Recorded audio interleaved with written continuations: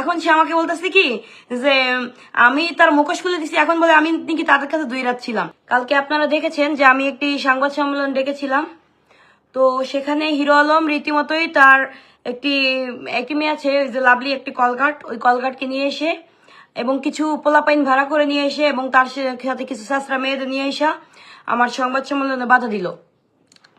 তো পরবর্তীতে বাধা দিয়েও কিন্তু সে আমাকে আটকায় রাখতে পারেনি। আমি কিন্তু আবারও সংবাদ সম্মেলন করেছি। আমি কিন্তু আবারও আপনার যে পপুলারের সামনে যে সংবাদ সম্মেলনটা করেছিলাম, আমি কিন্তু থানার আশ্রয় নিয়ে থানায় গিয়ে তারপরে হচ্ছে পুলিশের পুলিশ যে প্রোটেকশন দিয়েছে আমাকে, হ্যাঁ পুলিশ প্রশাসন প্রোটেকশন দিচ্ছে, আমি আবার কিন্তু সন্ধ্যায় আবার সাংবাদিক সম্মেলন করেছি।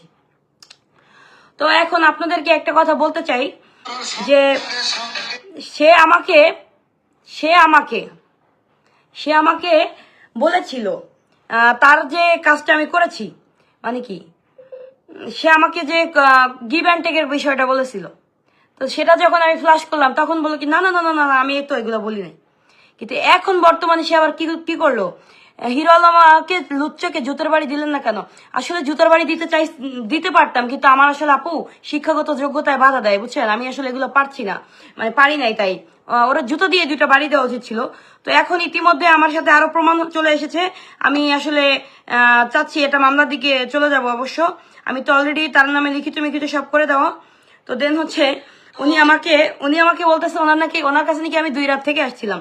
তো এখন যখন আমি তার মুখোশ তার মুখোশ খুলে দিয়েছি, এখন সে আমাকে বলতেছে কি যে আমি তার মুখোশ খুলে দিয়েছি, এখন বলে আমি নাকি তাদের কাছে 2 রাত ছিলাম। এরকম বলতে পারে একটা মেয়ের সম্পর্কে? আপনারা বলেন কতবার হইলে এরকম বলতে পারে যে আমি নাকি তার কাছে 2 রাত ছিলাম? সে আমাকে চুমিয়ে আদরে ভরে দিছে। আপনি বলেন, আপনারা বলেন। আমি সোয়ামনি, আমার পক্ষে বাংলাদেশে সবাই আমার পক্ষে আছে ইনশাল্লাহ। তো আমি চেষ্টা করব, হিরো আলম আপনি যেগুলো করছেন এগুলো খুব ভয়ঙ্কর দিকে যাবে, ভয়ঙ্কর থেকে ভয়ঙ্কর দিকে যাবে। আর কোন ছেঁচড়া মেসরা আইনা আমার বিষয়ে মিথ্যা 2-4 টাকা দিয়ে মিথ্যা অভিযোগ দিচ্ছে, মানে মিথ্যা ইন্টারভিউ দিয়ে আমাকে ডুবানোর চেষ্টা করছে। এই আমার কাছে প্রমাণ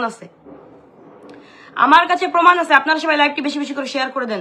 আর আপনাদেরকে একটা কথা বলে দিই, আমি তার ছবি এখনো প্রোফাইলে রাখার কারণ একটা কথা বলে দিই, আমি তার ছবিটা প্রোফাইলে রেখেছি তার সাথে যে আমি কাজ করেছি এবং সে যে আমার ব্যাপারে এখন অপপ্রচার করছে, সেজন্য কিন্তু আমি তার ছবিটা এখন রেখেছি।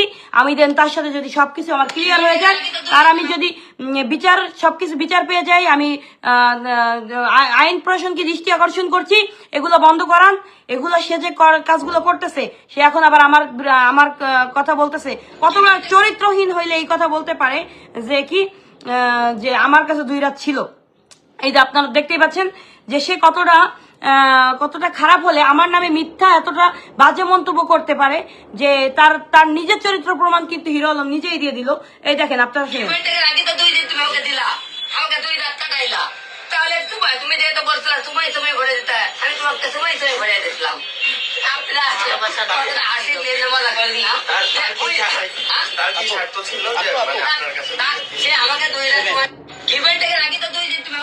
আচ্ছা, সে নিজ মুখে বলতেছে আমি নাকি তার কাছে 2 রাত ছিলাম।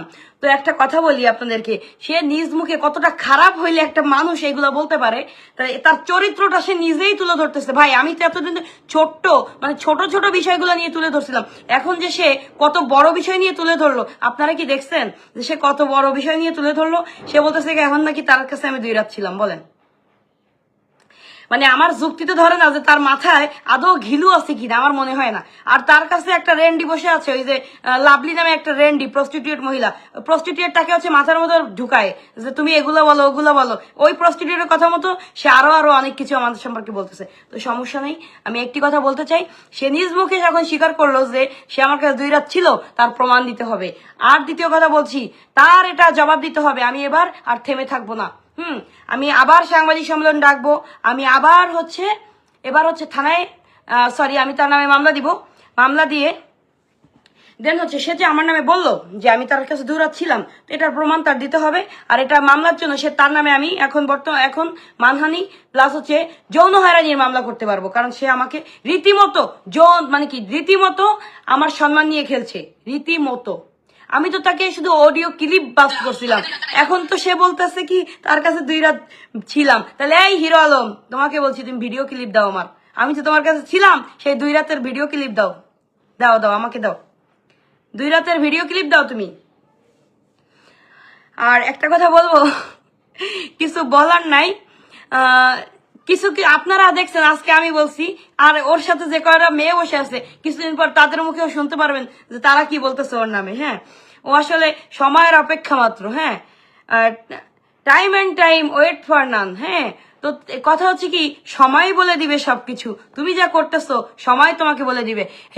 সোয়ামনি আপু কে কি বললো এগুলো আপনার শোনার দরকার নেই, আপনি ভালো, এটা ঠিক, খারাপ লোকের কথা ধরবেন না। আসলে সত্য কথা, আমি খারাপ লোকের কথা ধরি না, কিন্তু বর্তমানে আমার মানে এতটা, সে আবার হাসা হাসা বলতেছে কতটা খারাপ হইলে এটা বলতে পারে। 2 রাতে সিসি ফুটেজ চাই, এই হিরো আলম 2 রাতে সিসি ফুটেজ চাই, তুই দে আমাকে 2 রাতের সিসি ফুটেজ দে। তোর তো আমি অডিও ক্লিপ, ভাই তুই আমাকে বলছস যে চুমায় চুমায় বইরা দিবি, তুই আমাকে বলছস চুমায় চুমায় বইরা দিবি, এইটার আমার কাছে কিন্তু রেকর্ডটা আছে। ইভেন আপনারা দেখেন যে সে সাংবাদিকদের হুমকি দিচ্ছে। আচ্ছা, আরেকটা বিষয় আপনার ক্লিয়ার করে, জেমের হাতে 2.5 লাখ টাকা দামের একটা আইফোন থাকে, সে নাকি সাংবাদিকদের কাছ থেকে ঢাকা যাওয়া আসার ভাড়া নেয়। আরে হিরো আলমরে আমি কত টাকা দিছি আপনারা জানেন? ওর অফিস ভাড়া দিছি, ওরে বিকাশে টাকা পাঠাই দিছি, বহুত টাকা হিরো আলমকে আমি দিছি।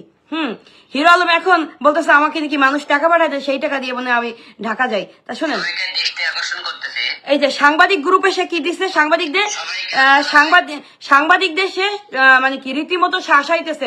সাংবাদিকদের বলতে তোমরা কেউ সোহামনির ইন্টারভিউ নিবা না, সোহামনির পাশে থাকবা না, তোমরা সোহামনিকে পাবা 1 বার আর আমাকে পাবা মাসে 10 বার। তাহলে হিরো আলম চিন্তা করেন কত বড় মানে কি, মানে খারাপ একটা মানুষ হইলে এরকম বলতে পারে। হ্যাঁ, আপনারা শোনেন, সবাইকে দৃষ্টি আকর্ষণ করতেছে যে আমাদের সাংবাদিকের মধ্যে 2 জন সোহামনিকে গাড়ি ভাড়া পাঠাইছে তাকে আগামীকাল ঢাকায় আসার জন্য আমার বিরুদ্ধে আপনি ইন্টারভিউ নেওয়ার জন্য। যে ঘটনাকে সোহামনি কালকে আসবে এটা কোনো বিষয় না, আপনার ইন্টারভিউ কিন্তু কালকে সোহামনির একটা দিনে নিতে পারবেন। একদিনে যারা হিরো আলমের বিরুদ্ধে কথাবার্তা বলবেন, হিরো আলমের বিরুদ্ধে আপনি এগিয়ে ছড়াবেন, একদিনে কিন্তু তারা সোহামনি খাইতে পারবেন। তার বিয়ে করেন ফুটেজ, আর হিরো আলমের কিন্তু ফুটেজ কিন্তু মাসে 10 দিন। হিরো আলমের বিরুদ্ধে কেউ উল্টো পাল্টা করার আগে আপনারা একটা হিসাব করে করবেন। সবাইকে দৃষ্টি আকর্ষণ করে রাখলাম।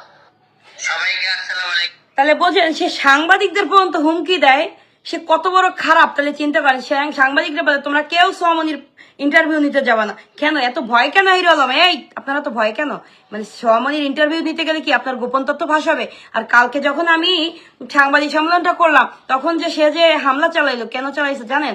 সে চালাইছিল তার সবকিছু আমি সমাজে তুলে ধরবো, সোশ্যাল মিডিয়ায় তুলে ধরবো, এর জন্য সে ভয় পেয়ে সে হামলা চালাইছে।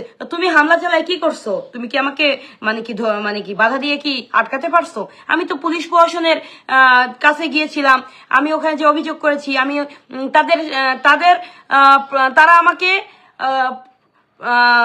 তারা আমাকে বাহিরে তারা ডিউটি করেছে, আমি ভিতরে সাংবাদিক সম্মেলন করেছি। হ্যাঁ, তাদের প্রশাসন আমাকে যেভাবে সহযোগিতা করেছে এবং আমি ভিতরে সাংবাদিক সম্মেলন আবারও করেছি। তাহলে তুমি কি মনে হয় প্রশাসন আমার পাশে আছে? সারা বাংলাদেশের মানুষ আমার পাশে আছে, কারণ আমি নারীদের পাশে আছি। কারণ কি জানো, তুমি প্রত্যেকটা নারী নিয়ে খেলতেছো, সেটা হবে না, সেটা হতে দিব না। বাংলাদেশে কি নাটক শুরু করেছো? এ মেয়েকে খাচ্ছ, ও মেয়েকে খাচ্ছ, এই করতেছো সেই করতেছো, আমাকে বাজে প্রস্তাব দিচ্ছ। প্রত্যেকটা মেয়ে তোমার কাছে ঘুমাইবে কেন? এই তোমার টুনটুনি কি খুব ভালো? তোমার টুনটুনি কি এত জোর যে প্রত্যেকটা মেয়েকে তোমার রাখতে হবে? এই তুই যদি প্রত্যেকটা মেয়েকে রাখিস তাহলে অন্য ছেলেদের হবে কি? এই তুই এত মেয়ে করতেছিস কেন? এই হিরো আলম, তুই যদি এরকম প্রত্যেকটা মেয়েকে নিয়ে এরকম করিস তাহলে অন্য ছেলেদের হবে কি? আপনারা বলেন না কেন, আপনাদের কি হবে বলেন? সব মেয়েগুলো তো ওর কাছে যায়, তাহলে আপনাদের কি হবে? আপনাদের কি পুরুষত্ব নেই নাকি ওরা একারই পুরুষত্ব আছে? বলেন।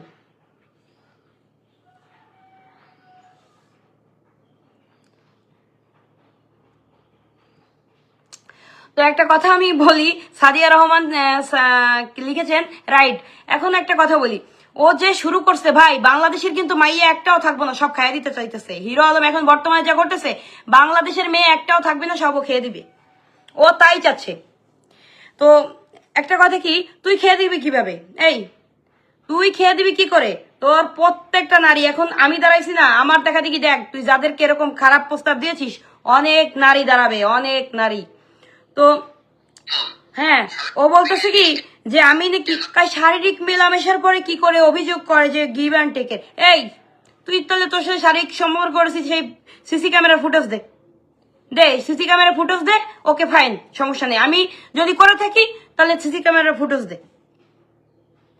আমি আমি হিরো আলমের কাছে সিসি ক্যামেরার ফুটেজ চাই। আমি যে ওনার কাছে 2 রাত ছিলাম সেই ফুটেজ চাই। উনি আমাকে যে অপবাদটা মানে উনি যে আমাকে গিভ অ্যান্ড টেকের অফার দিয়েছে সেটা কিন্তু ইতিমধ্যে আপনাদের সবার মাঝে আমি তুলে ধরেছি।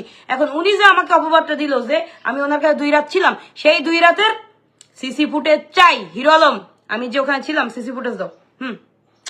কন্টিনিউ করো, তুমি আমার সিসি ফুটেজ দাও। কালকে দেখেন আমি যখন ওনার সত্যতা তুলে ধরবো, উনি করলো কি চালাপালা নিয়ে যে এরকম ভাবে উনি যে হামলা করলো আমার উপর। কেন এত ভয় কেন? এই এত ভয় কেন? আমি তো তোমার সংবাদের সম্মেলনে যে কোনো কিছু করিনি। তুমি কেন এসেছো আমার সংবাদের সম্মেলনে বলো? তোমার এত ভয় কেন? তোমার যে এত ভয়ই থাকে তুমি চুপটি করে ঘরের ভিতর লুকায় থাকো, এই ঘরের ভিতর লুকায় থাকো। তুমি কেন আসো? এই কেন আসো? নারীদের চিনো? এই নারী যখন চেতবে না তখন তোমার মতো পুরুষ একদম বাটা বাটা করে দিবে, বাটা বাটা। এই কালকে আমি তোমার গায়ে হাত তুলতে পারতাম না, কারণ তুমি আমার সঙ্গে সঙ্গে আসছিলা। আমি কিন্তু তোমার ওখানে যাই নাই। তুলতে পারতাম, কেন তুলে জানো? আমার শিক্ষাগত যোগ্যতা আমাকে বাধা দেয়। অন্য নারী যদি হইতো তাহলে তোমার গালে 2টা জুতার বাড়ি দিয়ে দিত, ওখানে ঠাস ঠাস করে জুতার বাড়ি দিত হিরো আলমের গালে। কিন্তু দেয় নাই কেন জানো? আমি দেইনি, কারণ হচ্ছে